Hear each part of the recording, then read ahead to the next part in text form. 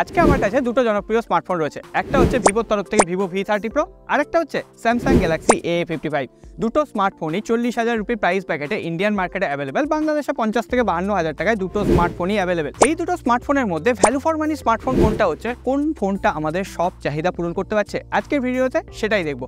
আরেকটা জিনিস আপনি ভালো করে দেখে রাখুন, সাবস্ক্রাইব বাটনটা অবশ্যই প্রেস করে রাখবেন এই ধরনের আকর্ষণীয় কম্পারিজন ভিডিও সবার আগে পাওয়ার জন্য। তাহলে চলুন প্রথমেই বিল্ড কোয়ালিটি এবং ডিজাইন দিয়ে শুরু করি। ডিজাইনের কথা বলতে গেলে এটা তো পার্সোনাল প্রেফারেন্স। কারোর ক্ষেত্রে স্যামসাং এর ডিজাইন খুব পছন্দ হবে, কারোর ক্ষেত্রে আবার ভিভোর ডিজাইনটা পছন্দ হবে। কিন্তু আমি যদি সহজ কথাই বলি, স্যামসাং কিন্তু একটু বেশি সলিড ফিল করাচ্ছে। তবে হ্যাঁ, স্যামসাং এর ফোনটা একটু ভারী লাগছে, একটু বক্সি ডিজাইনের সাথে এসছে, আর স্যামসাং এর একদম ফ্ল্যাগশিপ যে ডিজাইন প্যাটার্ন সেটাই ফলো করছে। আপনি A55 ইউজ করছেন না S23 না S24, ধরতে পারবেন না আপনি, বললাম না। তার সঙ্গে সঙ্গে মেটাল ফ্রেম দেওয়া হয়েছে, পেছনে যে গ্লাস বডি ডিজাইন দেওয়া হয়েছে সেখানে কর্নিং গরিলা গ্লাস ভিক্টাস প্লাসের প্রোটেকশন দেওয়া হয়েছে, যেটা একদম ফ্ল্যাগশিপ লেভেলের একটা স্মার্টফোনেই পাওয়া যায়। এর সঙ্গে সঙ্গে এখানে IP67 রেটিং দেওয়া হয়েছে, অর্থাৎ জলে ছিটে ফোটা নয়, 1 মিটার জলে 30 মিনিট পর্যন্ত ফোনটা সার্ভাইভ করতে পারে। তবে এটাও মাথায় রাখবেন, যদি ফোনটায় কোনো ওয়াটার ড্যামেজ হয় কোম্পানি কিন্তু কোনো রকম ওয়ারেন্টি দেবে না। অন্যদিকে ভিভো V30 Proতেও পেছনের ব্যাক প্যানেলে গ্লাস বডি ডিজাইন দেওয়া হয়েছে, তবে এখানে কোনো রকম প্রোটেকশন নেই ধরে নেওয়া যায়। প্রোটেকশন থাকলে অবভিয়াসলি কোম্পানি বলে দিত। এর সঙ্গে সঙ্গে যে ফ্রেমটা দেওয়া হয়েছে সেটা কিন্তু পলিকার্বনেট। সত্যি কথা বলতে ভিভো V30 Pro এর তুলনায় স্যামসাংকে অনেকটাই বেশি শক্তপোক্ত লাগছে। আপনার হাত থেকে যদি দুটো স্মার্টফোন একসাথে পড়ে যায় তাহলে ভিভোর ফোনটা ভেঙে যাওয়ার সম্ভাবনা সব থেকে বেশি। আর ভিভোতে IP54 রেটিং দেওয়া হয়েছে, ওই হালকা ফুলকা জলে ছিটে ফোটা থেকে ফোনটা প্রোটেক্ট থাকবে। তার উপরে ফোনটা যেহেতু একটু কার্ভি ডিজাইনের সাথে এসে, হ্যান্ড ফিলিং কিন্তু ভিভোর ক্ষেত্রে বেটার। ভিভোর ফোনটা একটু লাইট ওয়েট, অনেকের ক্ষেত্রে একটু সলিড ফোন পছন্দ হয়, আমার যেমন সলিড ফোন বেটার লাগে। তো আপনারা যদি হালকা পাতলা স্মার্টফোন চান তাহলে অবভিয়াসলি ভিভোকে চুজ করতে পারেন। তবে এক্ষেত্রে দু একটা কথা বলে দিই, দুটো ফোনের কোনোটাতেই কিন্তু 3.5mm হেডফোন জ্যাক নেই। তবে স্যামসাং এর ফোনে কিন্তু eSIM এর সাপোর্ট রয়েছে, যেটা ভিভো ফোনে নেই। এটাও কিন্তু একটা ফ্ল্যাগশিপ ফিচারই ধরে নেওয়া যায়। এরপরে যদি আমরা ডিসপ্লে নিয়ে কথা বলি, স্যামসাং এর ফ্ল্যাট ডিসপ্লে দেওয়া হয়েছে, অ্যামোলেড ডিসপ্লে 120 হার্টজের রিফ্রেশ রেট, কিন্তু ভিভো V30 Proতে কার্ভড অ্যামোলেড ডিসপ্লে দেওয়া হয়েছে। দুটোরই টাচ রেসপন্স যথেষ্ট ভালো ছিল, 120 হার্টজ মেনলি প্রত্যেকটা অ্যাপ্লিকেশনই হ্যান্ডেল করে নিতে পারছিল। তবে স্যামসাং এর ডিসপ্লেতে বেজেল এবং চিন কিন্তু অনেকটাই বেশি রয়েছে। ভিভোর যেহেতু কার্ভ ডিসপ্লে রয়েছে তার জন্য এর যে বেজেল এবং চিন প্রায় নেই বললেই চলে, কিন্তু ওভারঅল ডিসপ্লের যে কালার, পাঞ্চিনেস, শার্পনেস সেটা কিন্তু স্যামসাং এর ডিসপ্লের জন্য বেটার ছিল। যাই হোক, দুটো ফোনই কিন্তু আমরা আউটডোরে ইউজ করে দেখেছি। ভিভোতে 1200 নিটসের পিক ব্রাইটনেস রয়েছে, স্যামসাং এ 1000 নিটসের, কিন্তু দুটো ফোনই আউটডোরে কোনো রকম দেখতে অসুবিধা হয় না, যথেষ্ট ভিজিবল ছিল, ব্রাইটনেস যথেষ্ট ভালো ছিল। তো ওভারঅল এবার আপনাদের উপর ডিপেন্ড করবে যে আপনারা কার্ভ ডিসপ্লে বেশি পছন্দ করেন নাকি ফ্ল্যাট ডিসপ্লে। তবে এক্ষেত্রে ডিসপ্লেতে কর্নিং গরিলা গ্লাস ভিক্টাস প্লাসের প্রোটেকশন রয়েছে স্যামসাং এর ক্ষেত্রে, ফলে ডিসপ্লে প্রোটেকশন কিন্তু স্যামসাং এর জোরদার।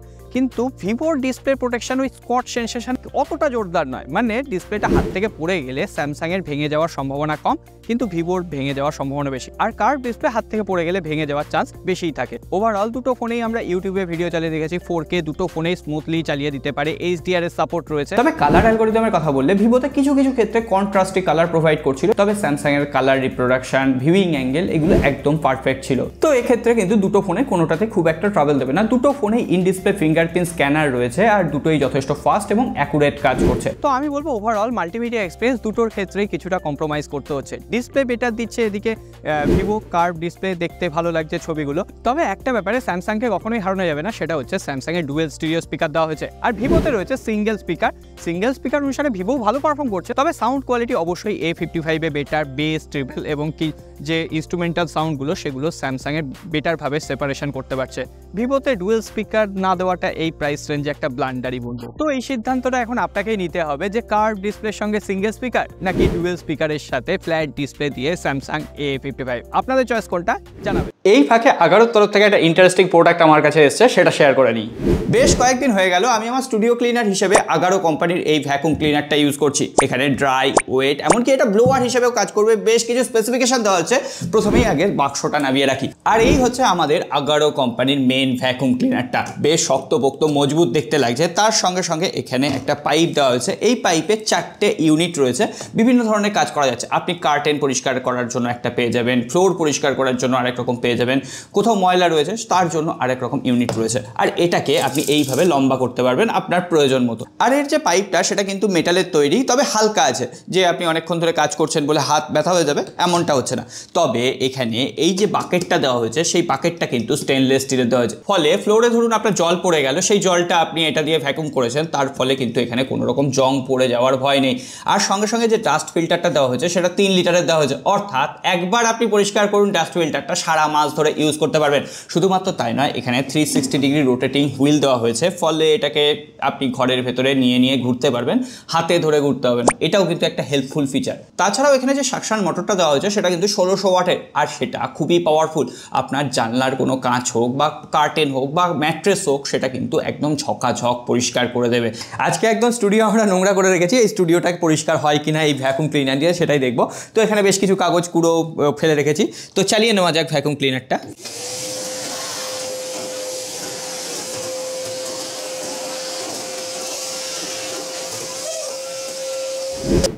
তো এর যে ভ্যাকুম ক্লিনারটা এতটাই পাওয়ারফুল যে এত বড় বড় কাগজ ছিল সেগুলো তো টেনে নিলই, উল্টে যে আমাদের ধুলো ময়লা এগুলো ছিল ফ্লোরে সেগুলোও কিন্তু টেনে নিল। আর এটা জমা হচ্ছে কিন্তু এখানে একটা বড় সড়ো স্টিলের স্টেনলেস বাকেট রয়েছে, এখানে জমা হচ্ছে। জাস্ট আমি এটাকে খুলবো, এটা খোলার পর এই যে এখানে একটা ডাস্ট ফিল্টার রয়েছে, এখানে মোটরটা রাখলাম, এই যে ডাস্ট ফিল্টারের তলায় এই সমস্ত কাগজ কিন্তু জমা হয়ে গেছে। আর এটা শুধুমাত্র যে আপনি ভ্যাকুমের জন্য ব্যবহার করতে পারবেন এমন নয়, এটা ব্লোয়ার হিসেবেও কাজ করবে। এই যে এখানে দেখুন দুটো হোল রয়েছে, এইটা হচ্ছে আপনার ভ্যাকুমের হোল, আর এই যে হোলটা রয়েছে সেটা কিন্তু ব্লোয়ারের হোল। এই হচ্ছে আমাদের ওভারঅল আগারো কোম্পানির ভ্যাকুম ক্লিনার, আর এটার সম্পূর্ণ লিঙ্ক আমি ডেসক্রিপশন বক্সে দিয়ে দেবো, আপনারা সেখান থেকে চেক আউট করতে পারেন। আর এর অনেক ফিচার রয়েছে, সেগুলোও আপনারা ওখান থেকে দেখে নিতে পারেন। স্যামসাং A55 ফোনটার সব থেকে চর্চার বিষয় কি জানেন? এই ফোনটার প্রসেসর। কারণ এই দামে স্যামসাং এখানে এক্সিনোসের 1480 চিপসেট প্রোভাইড করেছে, এমনকি তার সঙ্গে সঙ্গে UFS 3.1 storage type, DDR5X RAM, এই সমস্ত কিছু দিয়ে দিয়েছে। তা সত্ত্বেও ফোনটার AnTuTu আসছে মাত্র 7,23,000। হ্যাঁ, এই প্রাইস পয়েন্টে এই স্কোরটা একেবারেই জাস্টিফাই নয়। অন্যদিকে ভিভোতে ইউজ করা হয়েছে মিডিয়াটেকের Dimensity 8200 চিপসেট, এখানেও DDR5 RAM, UFS 3.1 storage type দেওয়া হয়েছে। আর ভিভোর AnTuTu আসছে প্রায় 9,70,000-এর আশেপাশে। প্রথমত ডেলি লাইফে যে সমস্ত অ্যাপ্লিকেশনগুলো আমরা ইউজ করি, দুটো ফোনের ক্ষেত্রে কোনোটাতেই অসুবিধা হচ্ছে না। দুটো ফোনেই যে অ্যাপ্লিকেশন ওপেনিং স্পিড, হ্যাঁ কিছু ক্ষেত্রে ভিভোর একটু ফাস্ট ছিল, তবে দুটো ফোন পাশাপাশি হাতে না রাখলে আপনি সেটা ধরতেও পারবেন না। তবে র্যাম ম্যানেজমেন্ট কিন্তু স্যামসাংয়ের আমার একটু বেটার লেগেছে। অনেকেই বলছেন যে স্যামসাংয়ের নতুন প্রসেসর, গেমিং অপটিমাইজেশন তাই জন্য ভালো নেই, বেশি FPS পাওয়া যাচ্ছে না। তাহলে প্রসেসরটা লঞ্চ করার মানে কি হলো? যাই হোক, স্যামসাং দিয়ে যখন আমরা BGMI খেললাম, এখানে শুধুমাত্র স্মুথ হাই রেটিংয়ে খেলা যাচ্ছে। তার সত্ত্বেও বেশ কিছু ফ্রেম ড্রপ থাকছে, বেশ কিছু জায়গায় ল্যাগ থাকছে। গেমিংয়ের জন্য কখনোই A55 নয়, এমনকি ভিভো V30 Pro নয়। তো সেক্ষেত্রে IQ Neo 9 Pro স্মার্টফোনটা অ্যাভেলেবেল। কিন্তু আপনি প্রিমিয়াম স্মার্টফোন কিনছেন, একটু ভালো গেমিং করবেন, প্রফেশনাল গেমিং নয়, একটু ভালো গেমিং করবেন, তাহলে ভিভো V30 Pro কিন্তু বেটার অপটিমাইজ লেগেছে। এখানে BGMI HDR এক্সট্রিম সেটিংসে খেলা যাচ্ছে এবং হালকা ফুলকা ল্যাগ থাকলেও মোটামুটি আপনার গেমিং এক্সপিরিয়েন্স অনেক বেটার দিচ্ছে ভিভো। কিন্তু সফটওয়্যারের কথা বললে এখানে অবভিয়াসলি স্যামসাংয়ের One UI, এখানে 4 বছরের অপারেটিং সিস্টেম আপডেট, 5 বছরের সিকিউরিটি প্যাচ লেভেল আপডেট, এমনকি নক সিকিউরিটি ফুল সাপোর্ট, প্রত্যেকটা ফিচার অ্যাভেলেবেল রয়েছে। হ্যাঁ, দু একটা প্রি ইনস্টলড অ্যাপ্লিকেশন রয়েছে যেগুলোকে আনইনস্টল করা যাচ্ছে, তো অবভিয়াসলি One UI এর অপটিমাইজেশন অনেক বেটার। কিন্তু অন্যদিকে ভিভোতে ফান টাচ OS দিয়েছে, আর এখানে 3 বছরের অপারেটিং সিস্টেম, 4 বছরের সিকিউরিটি প্যাচ লেভেল আপডেট দেবে, অর্থাৎ 1 বছর এগিয়ে থাকবে স্যামসাং A55। কিন্তু তা সত্ত্বেও ভিভো একটা ভালো কাজ করেছে, এখানে হট ট্যাবস, হট গেমস এগুলোকে আনইনস্টল করেনি, এগুলোকে ডিসেবল করে দিয়েছে। তবে ভিভোতেও বেশ কিছু প্রিইনস্টলড অ্যাপ্লিকেশন রয়েছে, সেগুলোকে আনইনস্টল করা যাচ্ছে। ইউজার এক্সপিরিয়েন্স বা সফটওয়্যার আপডেটের ক্ষেত্রে স্যামসাংয়ের One UI এক স্টেপ হলেও এগিয়ে থাকছে। আর দুটোতেই 5000 mAh ব্যাটারি। ওভারঅল দুটো ফোনে ব্যাটারি ড্রেনের কোনো রকম ইস্যু নেই। আমি দুটোতেই অলওয়েজ অন ডিসপ্লে দিয়ে ইউজ করে দেখেছি, 7 থেকে 7.5 ঘন্টা আপনি যত হেভি ইউজই করুন না কেন, দুটো ফোনের ক্ষেত্রে ব্যাটারি ব্যাকআপ দিয়ে দিচ্ছে। তবে চার্জিংয়ের জন্য 25 ওয়াটের ফাস্ট চার্জার দেওয়া হয়েছে স্যামসাংয়ে। আর স্যামসাং অবভিয়াসলি বক্সে কোনো রকম চার্জার নেই, কভার নেই, প্রোটেকশন নেই, তো আপনাকে বাইরে থেকে আবার চার্জার কিনে নিতে হবে। আর 25 ওয়াটের চার্জারের দাম কিছু না হলেও 1000 রুপির আশেপাশে। আর ভিভো V30 Proতে 80 ওয়াটের ফাস্ট চার্জার রয়েছে, যেটা দিয়ে ফুল চার্জ করতে 50 মিনিট, 45 থেকে 50 মিনিটের আশেপাশে টাইম লাগছে। অন্যদিকে স্যামসাংয়ের টাইম লাগছে প্রায় 1.5 ঘন্টার আশেপাশে। আর কিছু হোক বা না হোক, স্যামসাং 45 ওয়াট দিলে কিছুটা সন্তুষ্ট হওয়া যেত। এরপর আমরা সব থেকে গুরুত্বপূর্ণ জিনিসটা নিয়ে কথা বলবো, দুটো ফোনের ক্যামেরা সেকশন। এখানে ভিভো V30 Proতে 50 মেগাপিক্সেলের ট্রিপল রেয়ার ক্যামেরা দেওয়া হয়েছে। ভিভোর অ্যাডভান্টেজ থাকছে এখানে 50 মেগাপিক্সেল মেগাপিক্সেলের একটা পোর্ট্রেট সেন্সর রয়েছে। অন্যদিকে স্যামসাংয়ে 50 মেগাপিক্সেলেরই প্রাইমারি ক্যামেরা রয়েছে, 12 মেগাপিক্সেলের একটা আল্ট্রা ওয়াইড অ্যাঙ্গেল লেন্স রয়েছে, 5 মেগাপিক্সেলের একটা ম্যাক্রো সেন্সর রয়েছে। এখানে কিন্তু আলাদাভাবে কোনো রকম পোর্ট্রেট সেন্সর নেই। আমি বিভিন্ন অ্যাটমসফিয়ারে, বিভিন্ন লাইটিং কন্ডিশনে বিভিন্ন ধরনের ছবি তুলেছি। ছবিগুলো পাশাপাশি আপনাদের সামনে দিয়ে দিলাম, আপনারা নিজেরাই ছবিগুলো এক নজরে দেখলেই বুঝতে পারবেন দুটো ফোনই কিন্তু আউটস্ট্যান্ডিং পারফর্ম করছে।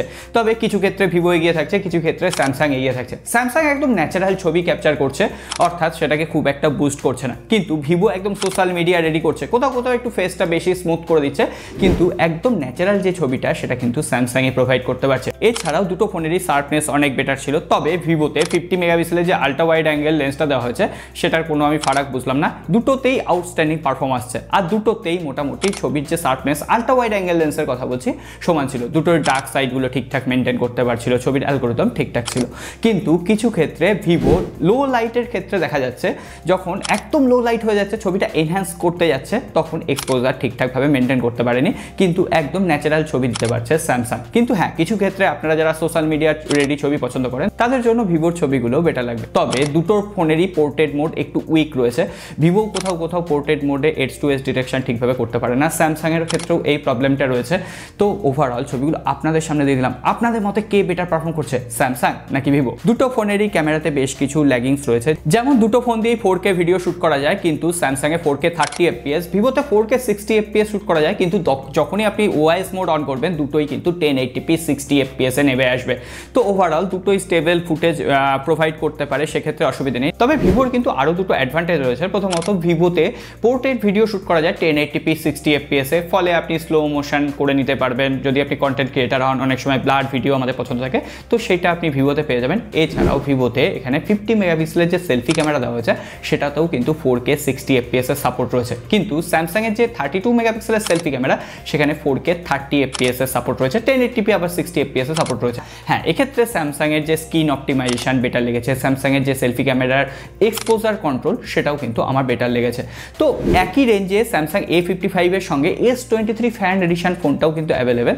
তো আমার মনে হয় S23 ফ্যান এডিশন A55 এর থেকে অনেক বেটার ভ্যালু কিন্তু ক্যামেরায় প্রোভাইড করছে। এমনকি S23 ফ্যান এডিশনে কিন্তু টেলিফটো সেন্সর রয়েছে, যেটাও ভালো পারফর্ম করছে। অলরেডি S23 ফ্যান এডিশনের রিভিউ আমরা করেছি, আই বাটনের লিঙ্ক আছে, একবার চাইলে দেখে নিতে পারেন। তো আজকে আর বেশি কথা বাড়াবো না, সোজাসুজি কনক্লুশন পার্টে চলে আসি। দেখুন, দুটো দু ধরনের ইউজারকে টার্গেট করছে। প্রথমত, আপনি একটু হার্ডি ফোন চাইছেন, একটু IP67 রেটিং চাইছেন, একটা স্টেবল ক্যামেরা ফুটেজ, এক্সপিরিয়েন্স ভালো চাইছেন ফোন থেকে, তাহলে A55 আপনার জন্য চয়েস হতে পারে। কিন্তু একটু হালকা পাতলা স্মার্টফোন চাইছেন, কার্ভড অ্যামোলেড ডিসপ্লে হবে, দেখতে সুন্দর লাগবে স্মার্টফোনটা।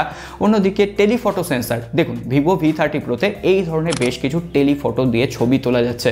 অলরেডি ভিভো V30 প্রো এর আমরা ডেডিকেটেড রিভিউ করেছি, ওখানে দেখিয়েছি। তো এই ছবিগুলো কখনোই স্যামসাংয়ের A55 এ তোলা সম্ভব নয়, কারণ পোর্ট্রেট মোডে আলাদা কোনো সেন্সার নেই। তো এই ধরনের ফটোগ্রাফি যারা আপনারা চাইছেন, চাইসের সাথে কোলাবোরেশন রয়েছে, সুতরাং বেশ কিছু ফ্লেয়ার এফেক্ট দেওয়া যাচ্ছে, তো তাদের জন্য ভিভো V30 প্রো বেটার।